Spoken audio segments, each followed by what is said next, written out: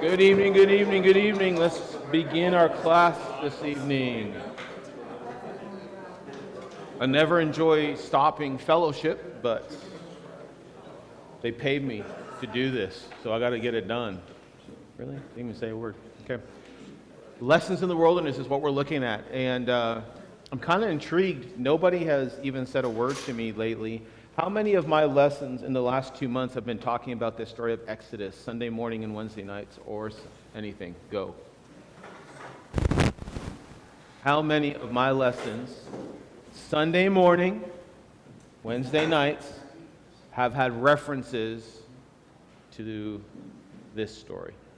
17. I really don't know. I don't have an exact number. No, it's close. It's actually close, and there's a reason. I will tell you that reason someday, but I want you to think about this reason. I have never done this before in my preaching career, but it's more of an experiment, and I am trying something new that I've never done before. And so I want you to kind of put that in your mind. I have made a lot of references, or I've told the story several times from different perspectives and from different people. So I want you to think about that, and you tell me later on why you think I've been doing it, and I will probably let you know later on in the next coming months. I want you guys to start in Exodus chapter 5. I want you to look at verse 1 and 2 with me. Exodus chapter 5. We're talking about wilderness. We're talking about what's going on there. Today we're going to be looking at fear versus faith. This is not the passage that we're going to study, but I just want to show you something. Exodus chapter 5, this is after the burning the bush. This is after Moses and Aaron connect. They are now in chapter 5. They're going to be going before Pharaoh. And he says this, afterwards Moses and Aaron went and said to Pharaoh, "Thus says the Lord God of Israel, let my people go that they may hold a feast to me in the wilderness." And then it goes on from there and he says, who is this? Who is this God? It's interesting. So why did what did God want his people to do? What did he want? What's the question Moses asks Pharaoh?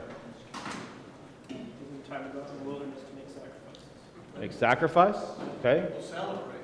Celebrate. I want you to let my people go And who are they supposed to be celebrating? God. He says, me. I want them to come out and I want them to hold a feast for me. It's kind of interesting. Can't handle the wilderness unless you go in there to see God. Right? We look at seasons of life, we're trying to figure out why. Oh, I don't know why. Are you looking for God? Is God the first thing that you come to? And that was what was supposed to happen. Okay, go to Numbers chapter 13. That's where we're going to be today. Kind of just put a thought in the back of your mind. Why are we in the wilderness? We're trying to find God. We talked about last week, there was another passage that some of you have never seen before. You know, there was an opportunity to take the northern route into the Philistines area. From Philistine, they could have gone right into the promised land. They don't do that because of battle. You know, if they see battle, they may turn away. Well, that's kind of interesting because the people see battle in the wilderness. They do see battle. They go up against other people. They go against nations. But there's the wilderness for a reason. Where are you with you and I, between God and his people? What's going to happen? And what plays out is a lot of different things happen, and what you find is a lack of faith. Big time lack of faith, and that relationship does not always work out the way you want it to work out. And so what we're going to do today, we're just going to look at what's going to happen in Numbers chapter 13. The spies are going to be sent out to the promised land, and I know that this is a very familiar story to you. We're just going to walk through it a little bit. I want to pull some things out of it. If it's still just pretty simple and you didn't grab anything, that's okay. I just want to go through this and just talk about a few things with you, okay? But it's a very powerful story because what it does do, it really brings to the forefront the problem that we have and we still have in our Christian walk today. We may look at these stories and go, oh man, I know it. It's very familiar to me. But then the question I have on the tail end of that is that when we get to the halfway point or 3/4, the question is, then why haven't we learned it? If this is so familiar to us and we've studied it so many times and we can probably walk through the story, what have we learned it? And that's what we want to make sure that we're doing today. And so, okay, get somebody to read verses 1 and 2, chapter 13, Numbers chapter 13, 1 and 2, nice and loud, and then we'll go from there. The Lord spoke to Moses, send men to scout out the land of Canaan I am giving to the Israelites. Send one man who is a leader among them from each of their ancestral tribes. Is that it? Is that what they do? Yep, that's it. Good. All right, first thing I want you to see here, okay? Was God sending the people to a land of, hey, let's go see if this will be good enough for us? Was that the land? No. Is there a place that you guys want to settle? So go spy out that land. Is that what God said? No. So specifically, what did he say? What land do I want you to spy out? Canaan, the land that I what you? Starts with a P. Given. I have promised in my version. The land that I have promised you. This isn't something that has been just, hey, spur of the moment, this is the plan, and we're going to go into this place. Can you tell me some book, chapter, verse of where this was promised to the people or to someone that this was going to happen? You can start with Abraham and maybe Genesis chapter 12. Okay? When you go to Genesis chapter 12 and verse 7, somebody read that to me. Genesis chapter 12, verse 7. Then the Lord appeared to Abram and said, to your offspring I will give this land. So he built there an altar to the Lord who had appeared to him. Crazy. Abraham was there, wasn't he? And God says, you see everything in front of you? Yeah? This is going to be given to you. And they build an altar. Exodus chapter 3, verse 17. Again, God is promising them to bring them into a good land. Joshua chapter 21, verse 45 says, man, all the promises that God has fulfilled to us and shown to us has not failed, but has occurred. So let me ask you this question. What is a promise? What is a promise?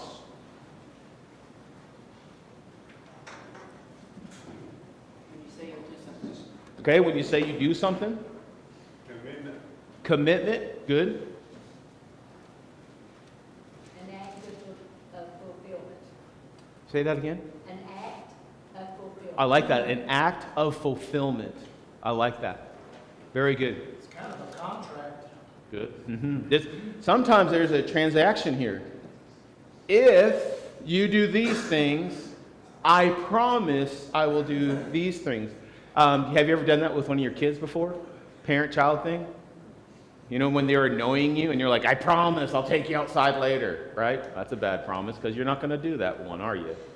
You're just giving something, a little wish to your kids. That's actually something what humans do all of the time. When we look at promises, we do not think we need to keep promises. We can say things. We may say, hey, I'll try to do that, or I'll do that. But then that moment comes, you say, I thought you said you were going to do, yeah, but. So what does Mary Poppins call those promises? Come on. Who said it? Pie crust promises. How much? Did you guys, anyone on these tables know that? Mary Poppins, anybody? These two, one? Well, you're like an old man, but okay. Yeah, a pie crust promise is easily made and easily broken, right? Here's the thing about God's promises. They are made and they are fulfilled on God's side every single time. There are moments, though, going back to what you were saying, there's some time of the transaction, mankind has failed or the people have failed, but God has never failed his side of that promise, right? And so God's promises are always fulfilled. So the thing I really want you to see out of this, he goes, I want you to go spy out the land that I have promised to you. Okay? Why do we focus on obstacles instead of God's promises? Why do we focus on obstacles instead of God's promises? They're easier to see. They're easier to see, okay? They give us an excuse An excuse for procrastination, sure. yeah. Okay, yeah. Obstacles are usually like in your path. So like kind of like what Ron said, like they're easier to see, but like they're right there in your way of getting to the next step, I guess. Yeah, so okay, so you guys are on the same page. They're right there in front of you. You're going to have to move forward. You're going to have to go through these obstacles as well. Some obstacles I've also found are on the sides. You know, something might catch my eye or something's bothering me over here. So yeah, you can have that happen too. It's good. Go ahead. Lack of faith. Lack of faith, absolutely. You know, I always enjoy flying, especially when turbulence comes. Because I know I'm like, you can't do anything about it. You're on the plane, right? So did you know the plane is designed to have turbulence? Did you know that? It's not a trick question. Did you or did you not know that? Yes or no? Okay. First time I flew from Toronto, Canada, all the way to LA for my brother's birthday. That is a long flight. If you've never flown before, that is the wrong type of flight to get on. It was a big plane. I'm looking out the window, and man, the wings are going up and down. I said, Dad, the wings are going up and down. And he goes, hey, the plane is designed this way. But the pilot, with all of their experience, with hundreds of and maybe even thousands of hours flying that type of airplane, with all of his training or her training, and guess what? Every time turbulence comes on, what do humans do? You grip the sides, right? Or if you have that amazing husband or wife, or that amazing wife with great nails, what do? They grab your leg, and you're like, ah! It's just turbulence. We're going to be okay. So why don't we trust? Why don't we have faith that everything's going to be okay? We're not in control. We're not in control. So everything's designed. The people who are taking care of it know what they're doing. We're going to get to the ground safely, but we're still scared the entire time. So it's interesting. We're going to go down. Oh no! Hey, what was that comedian? He was that lady's like, you think we're going to crash? He's like, don't worry, we'll be the first ones on the scene. What comedian was that? I bet we'll beat the paramedics by 30 minutes. Yeah. Who was it? Rob White. That's right, yeah. We won't talk about any of his other jokes, though. None of the other jokes. We can't do that. All right, go to chapter 13. Jump down to verse 25 through 29. Somebody read 25 through 29. I need to move in group. 25 through 29.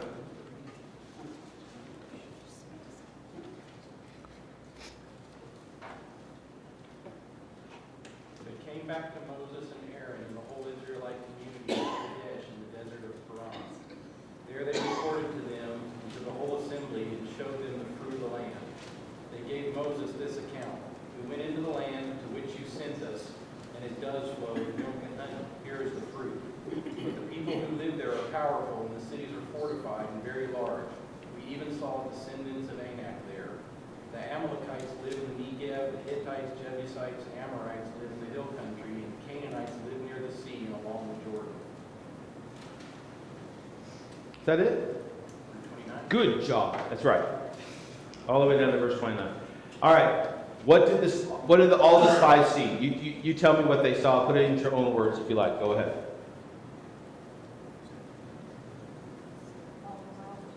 What's that? All the problems that were fixing to happen. Yeah, they're going to see all the problems.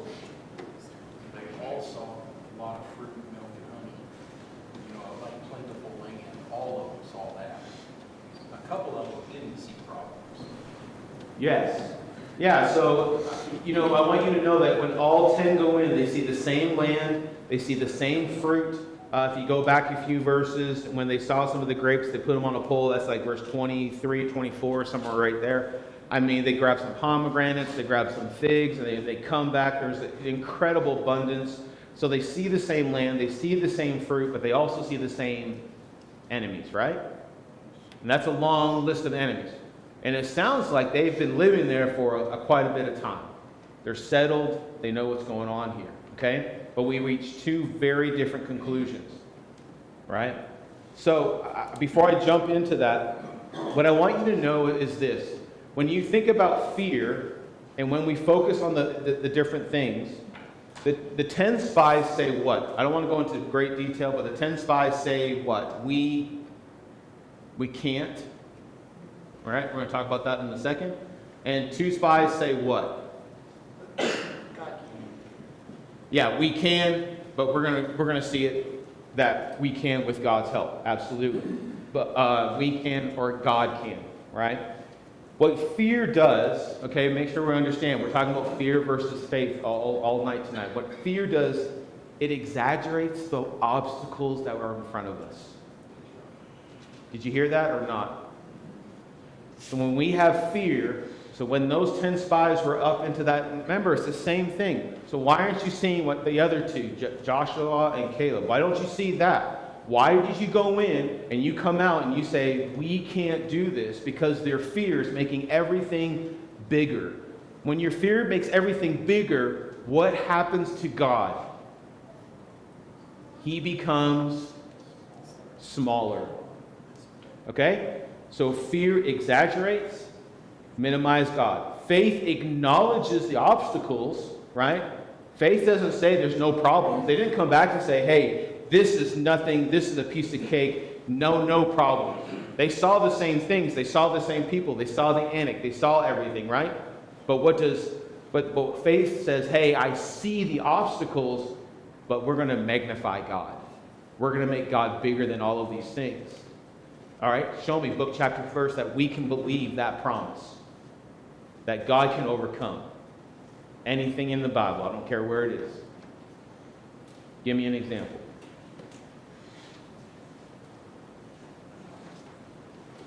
Use chat. I don't care. Google it.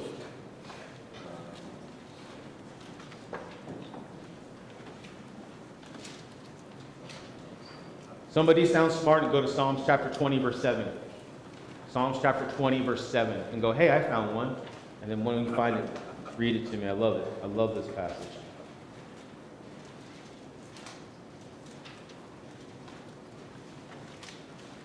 Some trust in chariots, some in horses, but we trust in the name of the Lord our God. Don't you love that? Man, some people, they put all their faith and their trust in strength and power, right? The horse and the chariot was the most powerful weapon at that time.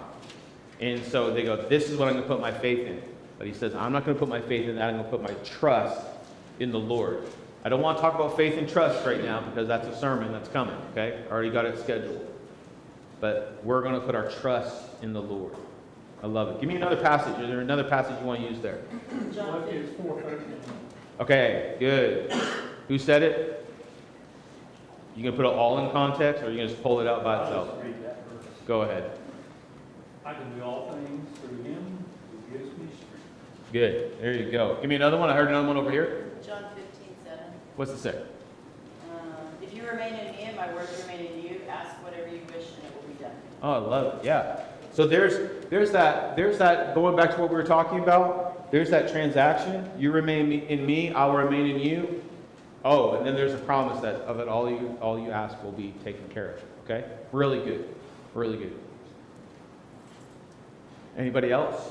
Romans 8, like 31 through 39, but specifically like 35, who shall separate us from the love of Christ? Shall tribulation or distress, Love it. or persecution, or famine, or nakedness, or danger, or sword?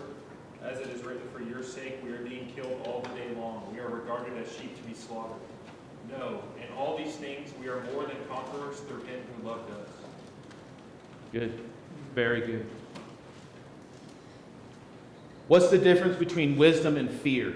What is the difference between wisdom and fear?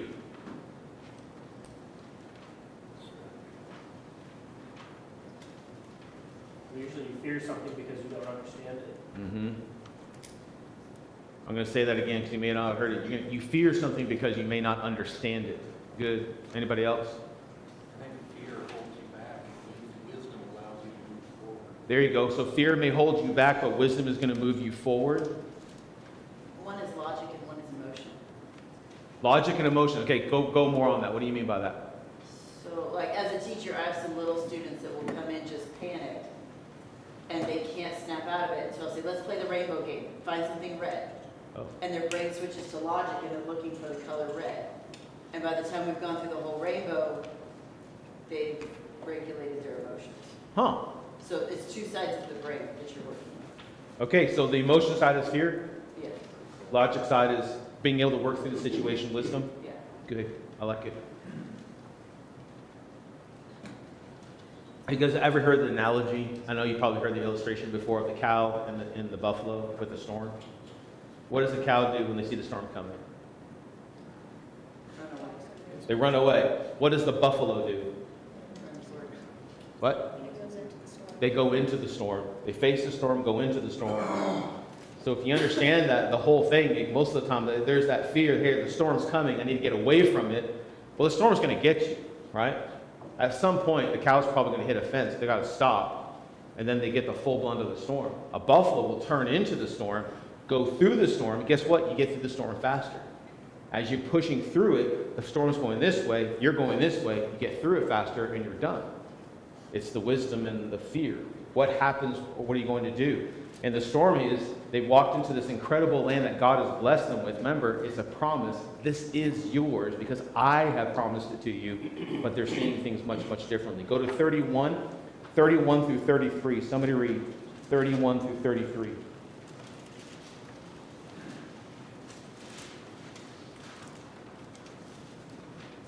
But the man who had gone up with them said, "We can't attack those people. They are stronger than we are." And they spread among the Israelites a bad report about the land they had explored. They said, "The land we explored devours those living in it. All the people we saw all the people we saw there are of great size. We saw the Nephilim there, the descendants of Anak come from the Nephilim. We seemed like grasshoppers in our own eyes, and we looked the same to them." All right. Pick out the negative language. Pick out the negative language. I'm going to help you out. We are not able. What's the next thing? Look at the negative language. Too strong for us. I'm going to put, I understand this is not exactly right. Too strong for us. What's the third one? How do they see themselves?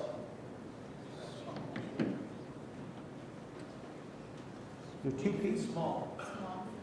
Yeah, they look like Jay. Really? Come on, man. I think you can still take me with one arm. All right, so I want to ask you this question. We can look at that and go, oh, I understand what's going on here. But tell me what their view is. What's their perspective? When they say this, we are not able, what does it mean? They're defeated. Yeah? Defeated? Keep going, come on. What does it mean? Look past just hey, we can't. Helpless. What? Helpless. What do you mean by helpless, though? I have a 2-year-old, and he tells me that he can't do something, and I know he can. Oh, so that's a great thing. You know they can, but in their eyes, he believes he cannot. That's good. I like that. It's really good. Come on, keep going. We are not able. They've already decided the outcome. Yeah. Can I put that here, John? You really don't care, do you?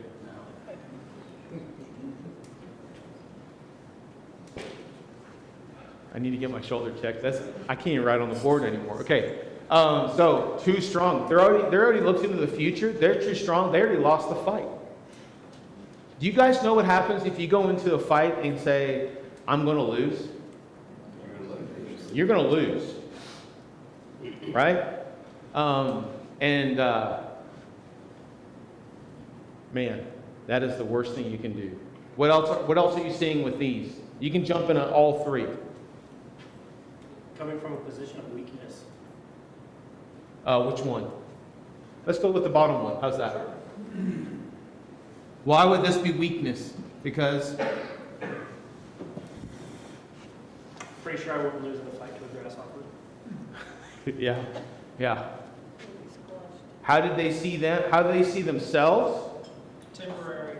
What? Temporary, Why? because like grasshoppers, you can take them out like that. They're defeated, they're helpless. Like, they're like, man, these people are so fortified in their cities. We just wander the city. So they're Yeah. I want you. In those verses, there's no mention of God. Yeah, zero God. Yeah, no God in any of these. We're going to come to the other side of the language. We're going to look at what Joshua and Caleb, you're going to see God all the way through it, right? So really good. God is not a part of this at all. And you're right, they're looking at themselves. Grasshoppers and how we see it. I'm going to put this up here. Not Mr. Miyagi grasshopper. Who did it? Is that you? What was I going to write? Because I'm thinking Mr. Miyagi. Hold on. Compare. What is the problem with comparing yourself? What's the problem with comparing yourself? There's always going to be someone better than you at whatever it is. Guarantee it. Every time you think you're good, there's somebody else that's better at it. I have seen that time and time again. I think I make an achievement. I'm feeling good about myself, and then somebody gets up, and I'm like, oh, I'm not good at that. Right? And we compare ourselves. So that's a really good point. What else? You're always harder on yourself. Why? Okay. Okay, sorry. We'll open that to the class. Why are we harder on ourselves? That's a good point. You know every mistake that you made. Oh, great. Love it. We know the mistakes we've made. We know we're going to fail. And if we see this in front of us, this huge obstacle, I know what I've done. I don't think I can overcome it. It's really So you're limited. You've already limited yourself. You already put a ceiling on yourself. I can only rise so far. Right? Yeah. Lack of confidence is what I heard? Absolutely. Absolutely. Anybody else? We're doing good.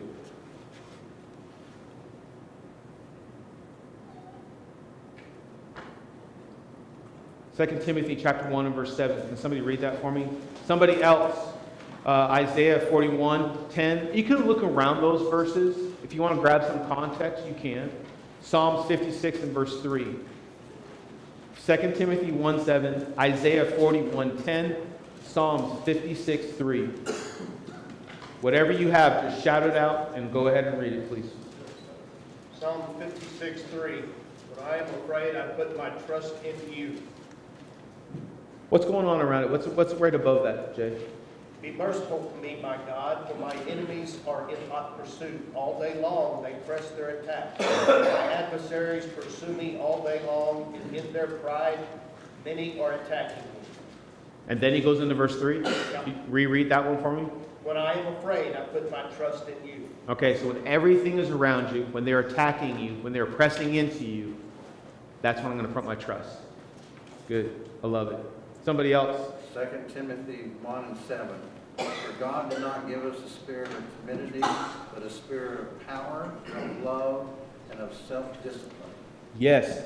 Does anybody else have a timidity or does anyone else have fear there?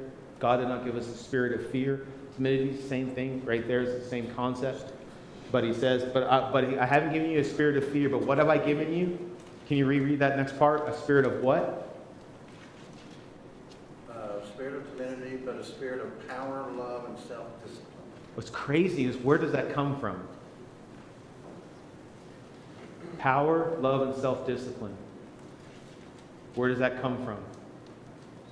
Holy Spirit, Holy Spirit. Yeah, comes from God, right? Because I don't have power.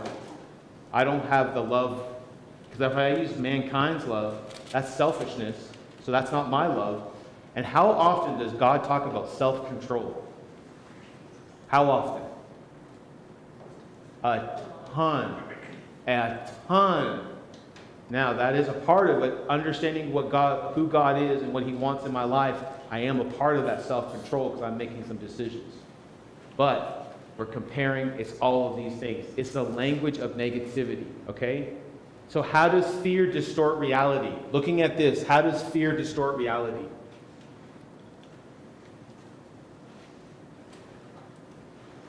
You know, they were talking to a group of people, and when you start talking stuff, negative stuff, in a group of people hear about something, people are going to believe you.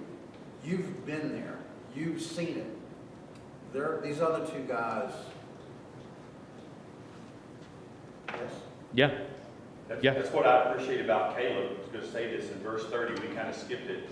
They start in, well, the Amalekites are here, the Hittites are here, and then blah, blah, blah, and blah, blah, blah, blah. And Caleb goes, hey, we should go up and take possession of this land, because we can do it. He steps in and shuts them up and gets positive because he knows what? If that continues, it's a cancer. If that negativity gets to the people, it spreads like cancer, and we are done. So shut it up right now and say, let's go get it. Absolutely. Right. Good. That's good. We're going to get there in just a second. Not verse 30, so I'm glad you brought it up. How else does fear distort reality? So my son, when he was very young, I lived in this small house, and he had his room, and we had wood paneling on the walls. Anybody have wood paneling? Yeah? So my son would lay there at night, and then he would call for me. I would get out of bed, I would go over to his room, go in the room, I'm like, hey, what's up? He goes, I'm scared. Scared of what? I'm just scared. I don't want to be in here. I'm like, you got to tell me what you're scared of. So this went on for a while. I finally figured out that in the dark, my son would stare at the wood paneling. And when wood paneling, there are knots, right? Because it looks like wood, right? So there are knots. And he thought those were eyes. And then in his fear, he created a face in the wood paneling, starting with the eye, created a face, and he goes, somebody's watching me. So I would come in and turn the light on and go, hey man, there's nothing there. There's nothing here. And he looks at me, and you always look at the wall. And then he finally figured out, I go, what do you see? And he goes, there's things looking at me. That's all I see. Do you see how fear will distort reality? There's nothing looking at him. It's a knot because it's called wood paneling. Very unfashionable, but I was a single parent at the time and I had no money, right? So I was going to paint it and didn't get to it. But that's what fear does. You think you see something and it's not the truth. You create something in your mind and go, I am scared of that, to where it paralyzes you and I'm calling out for help. And what happens is this fear is distorting your reality. So a lot of times when I'm scared, I have to stop and go, okay, what's really going on around me? What is really in front of me? And you have to turn the light on and kind of see what's going on. So, okay, so Renner, what you were just talking about, verse 30 is really good. We'll segue right into it. What happens spiritually when we are consistently speaking negatively. When we consistently speak negative things, what happens spiritually?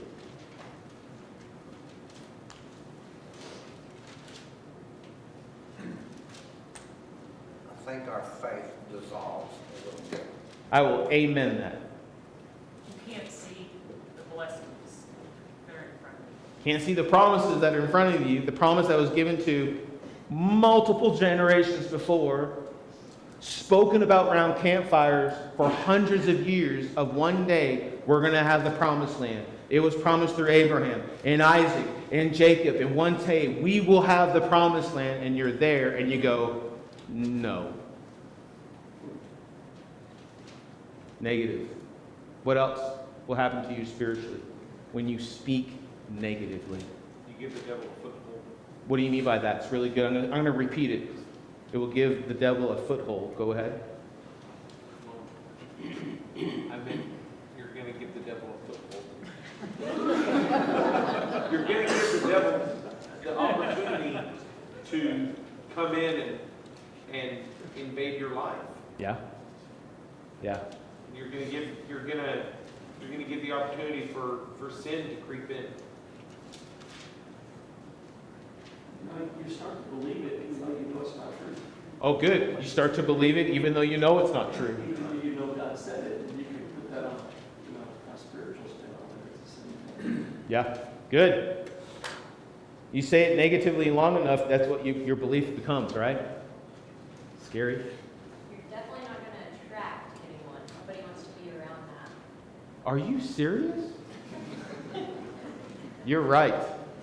Yeah. I don't like being around negativity, Now, I'm not always positive, but man, you know who you're talking. You're thinking about somebody right now, aren't you? Come on now. You're not on camera. You're all right. I won't point you out, Billy's daughter. But But I think that's like the temptation is like we know that it's not good to be around people like that, but sometimes we love to be people like that. Why? Why do we love to be people like that? That's good. Because it's just right there. It's so easy to focus on. It's like, do you want to eat healthy or do you want a bag of double stuffed Oreos? I'll take the Oreos. Well, if they're double. You know exactly what we're talking about. I mean, it's gratifying to indulge that negativity. For a lot of people, for me, Yeah. maybe none of you, but for me.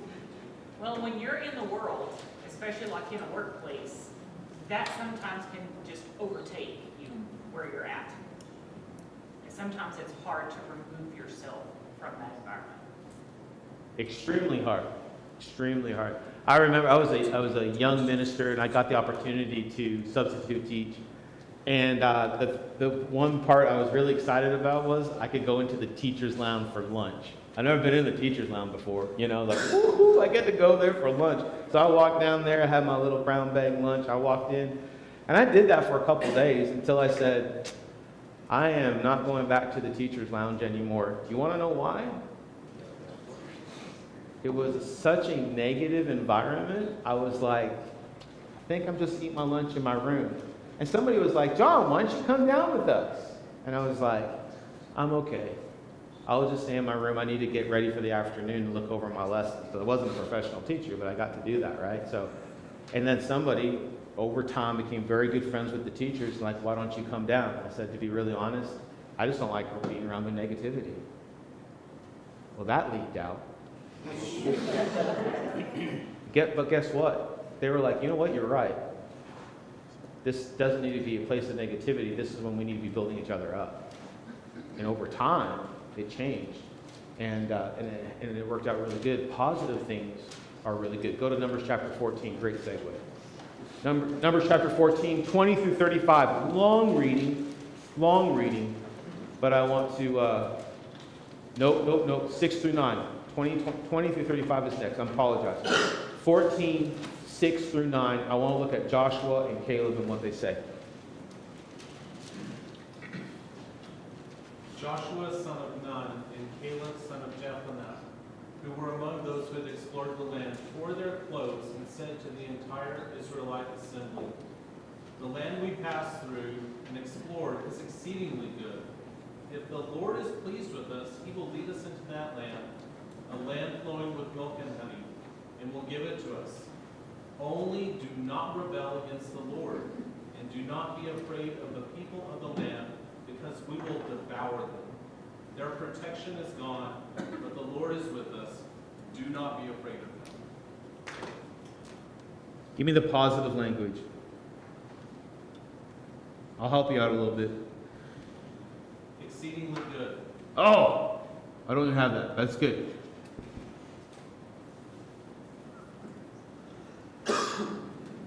I don't know. Hey, how do you spell that? What? Exceedingly. How do you spell that? E-X-C-E-E-D-I-N-G-L-Y. Way too fast. C-X. E-X-C-E-E-D-I-N-G-L-Y. Okay, I got the L-Y. Thank you. Okay, good, good. All right, exceedingly good. I love it. The Lord is with us. Give me some more. What's some more positive language? He will lead us. Do not fear. What do you got, Lance? He will lead us. Oh, that's good.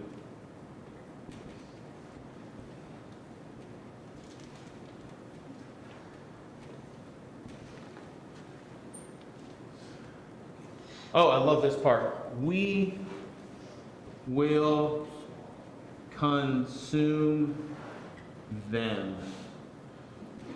Okay, now I want you guys to do the very same thing of what you did up top. You did a really, really good job. I just want you to do it one more time. When you guys see these things, so we're going to do the very same thing. When you hear this, what does it sound like to you? What's going on? What's really behind everything when you hear this positive language? Faith. We're gonna win. Huh? We're gonna win. Win. Yeah, we can win. What did you say? Faith. Yeah, you faith. Remember, this kind of faith that we're talking about here is a faith of action, right? This isn't like, I believe. This is, I believe, so therefore I'm going to what? We're going to go. This is faith of action, not a, I believe in God, but I do nothing.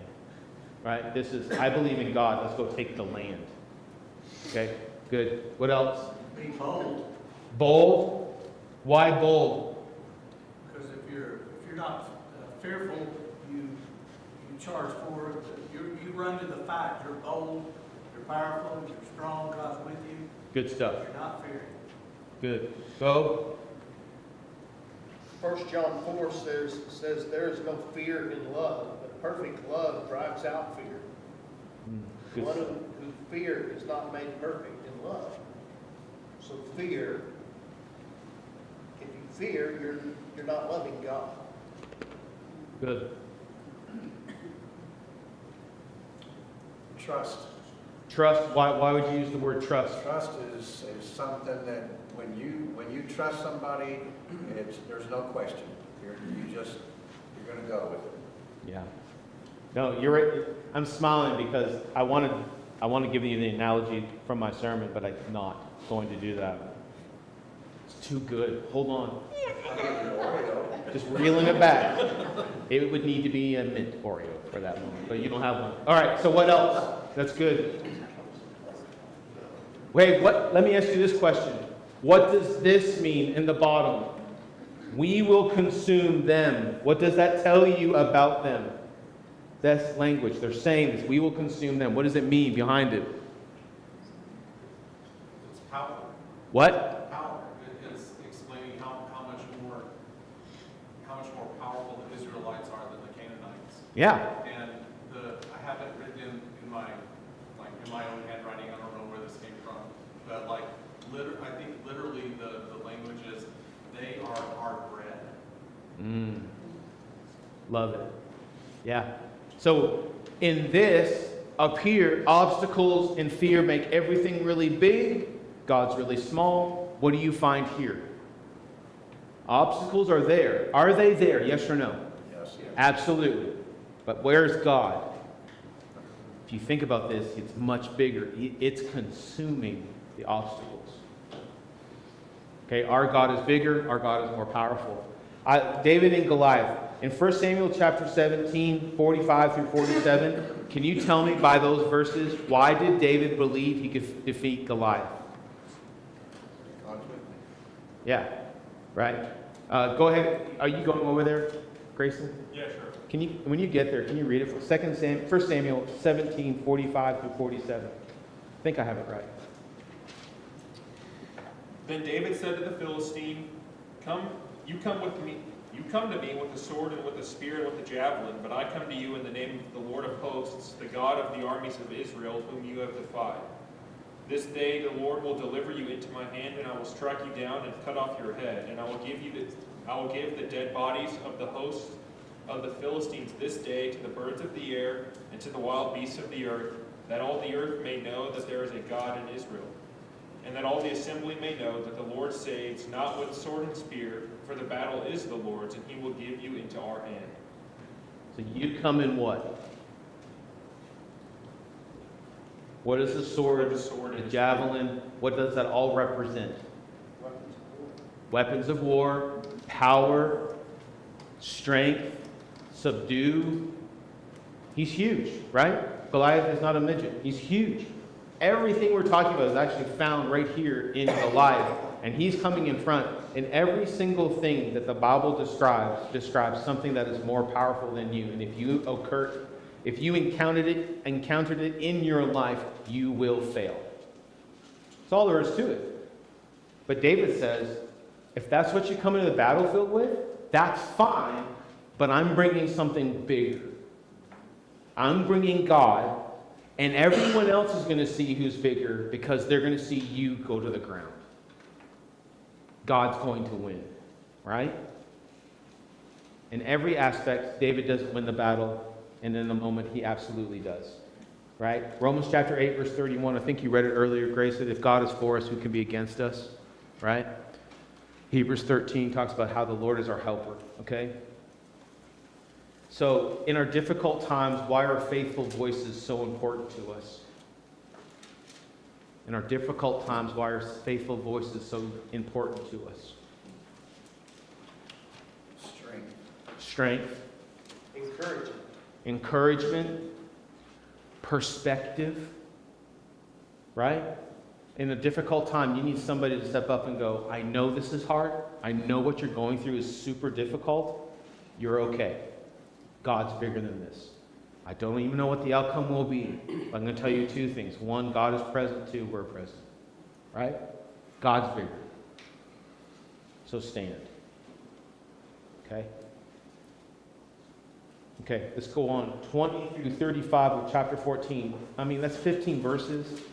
I know it's a lengthy reading, but if you could just jump in on that, that would be amazing. 20 through 35.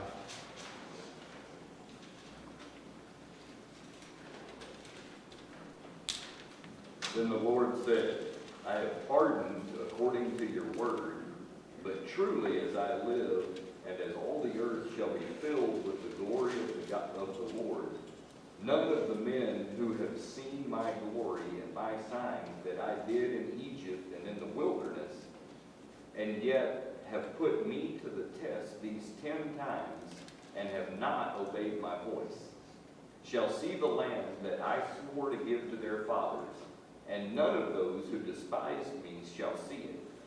But my servant Caleb, because he has a different spirit and has followed me fully, I will bring him to the land into which he went, and his descendants shall possess it. Now, since the Amalekites and the Canaanites dwell in the valleys, turn tomorrow and set out for the wilderness by the way to the Red Sea. And the Lord spoke to Moses and to Aaron, saying, How long shall this wicked congregation grumble against me? I have heard the grumblings of the people of Israel, which they grumble against me. Say to them, As I live, declares the Lord, what you have said in my hearing I will do to you. Your dead bodies shall fall in the wilderness, and all your number listed in the census from 20 years old and upward who have grumbled against me. Not one shall come into the land where I swore that I would make you dwell, except Caleb the son of Jephunneh and Joshua the son of Nun. But your little ones, who you said would become a prey, I will bring in, and they shall know the land that you have rejected. But as for you, your dead bodies shall fall in the wilderness, and your children shall be shepherds in the wilderness 40 years, and shall suffer for the faithlessness until the last of your dead bodies lies in the wilderness. According to the number of the days in which you spied out the land, 40 days, a year for each day, you shall bear your iniquity 40 years, and you shall know my displeasure. I, the Lord, have spoken. Surely this will I do to all this wicked congregation who are gathered together against me in this wilderness. They shall come to a full end, and there they shall die. I don't even think we need to talk about that, right? Okay, so you tell me, put it into your own words, what Jay just read, what did you just learn? Talk about everything we've been looking at today. What did you hear and what did you learn?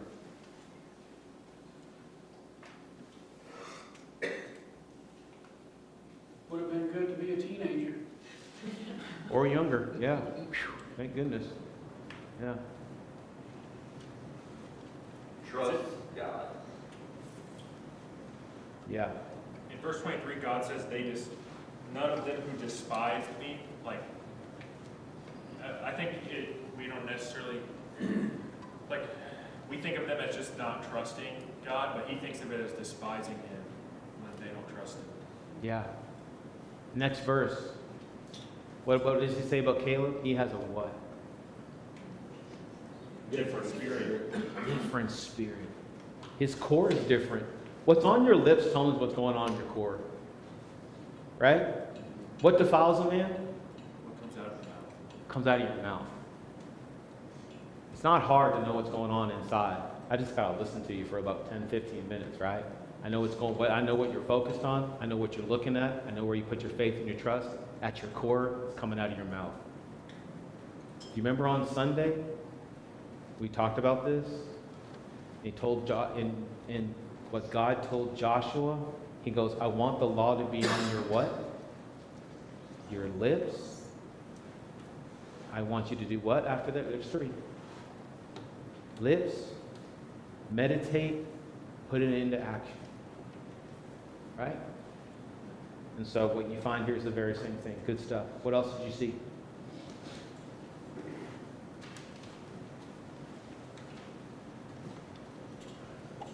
Fear is going to affect everybody around you. Sometimes it's like, it's just my attitude, it doesn't really matter.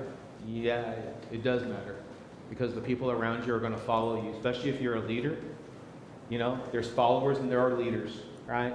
And if you're a leader, you need to understand what's going on there. Just naturally, some people have that talent, and man, if they're very negative, it makes the whole group negative.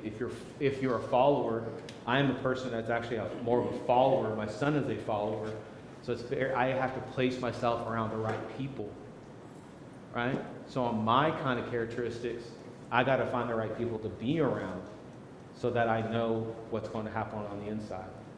You know, God doesn't change his mind. He just delays his promise. Yeah. Yeah, the promise is going to be there, but because of your unbelief, and that's what it says in Hebrews chapter 3, 16 through 19, he goes, they could not enter because of their unbelief. He goes, because of that, you're not going to gain the promise, but it's going to be the next generation. Good stuff. Anything else you guys want to add at this point? God specifically uses those for whom the Israelites were afraid. They said, our children are going to be prey. And that's who, he turned them into the predators when they took the land. Yeah. They consumed the land. Yeah, I thought that was interesting too when I was reading through that. It's like you're so scared. What's going to happen to our kids? Well, actually, it's going to be your kids that are going to take care of business that you're so scared of. Yeah. And then later, I don't think this is in what we read, but God reserved a special destruction for the spies, the 10 spies. And I'd never picked up on that before. He killed them with plague. Mm-hmm. It also says, your children will be shepherds here for 40 years, suffering for your unfaithfulness until the last of your bodies lie in the wilderness. Yeah. What you do not only affects you, it affects your children. Your children sometimes have to pay for your mistakes. Yeah. A lot of dead bodies too, right? Go ahead. It's easy to think about that happening in the Old Testament time or New Testament time. But do we really believe it today? You know, we can study this till the world is left. Mm-hmm. But does it really apply to us today? Does God really work today? I'm going to cite 3 examples that it happened today, our time, in the history of this church. When I came here in 1973, we met over on 4th Avenue where the Christian church is today. The church had come to a point that we were filled the auditorium, which wasn't very big. It looked big at the time, but it wasn't. We didn't have any parking place. So the elders decided to come out here and build a building.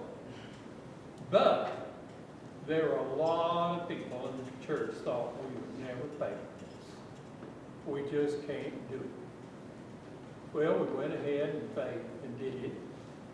And I think it took about 2 months to pay for the building. The second time was when we decided to add on to this building, which included the children's wing and the activity center. Well, I remember meeting in this room here, and there were several concerns. Would we ever pay for it? That's just too big a project for us to do. Some wanted to build the education wing, some wanted an activity center, some wanted both. Luther Sims, fellow, he said, he was in this room right here, he's sitting right about where these boys are. And he said, fellas, he was way up in age. I'll probably never use that activity center. But I want you to know one thing. If we could build this activity center, and if it will cause 2 or 3 young people to be brought to Christ, I think it's worth it. I think it's the risk that we need to take. Well, we did it. It took just a few months to pay for that. I don't know, $400,000 or $500,000 project. Then the third time was, I've told this story once. The third time was on Saturday morning. Roger Kiss called. I was serving as one of the elders at the time. We were making a modification of the Bible chair building. He said, our Bible chair building is full of asbestos. We can't do anything unless we just cut it all out. So on that Saturday morning, we didn't have any time to think about it. We just had to make a decision right there on the spot. And sometimes that's your best decision, because you don't have time to worry about it and think of all the negative things. Well, we did. Turned out to be a $750,000 project. We paid in 2 years. We paid for it. I think that kind of faith is the reason that this church has been blessed through the years, because we've been willing to allow God to work a little bit with us in anything we're trying to accomplish. And that's our problem. We have a hard time we want to do it ourselves, don't allow God any room to work. Yeah. And when we let God work, great things. A lot of good things will happen. I want to tell you that I want you to work on it on a congregational level. Great stories. I really need you to work on a personal level. I need you to look at your faith and go, it's time to go forward. The safest place for a ship is in the harbor. The safest place for the ship is in the harbor. But the ship's not designed to be in the harbor. It's designed to be in the ocean. And it's designed to sail.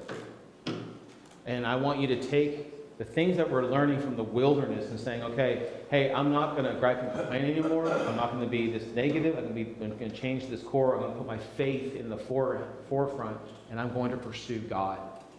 And it's really going to happen, and it's what we're going to see what we're going to be going towards in the next several months.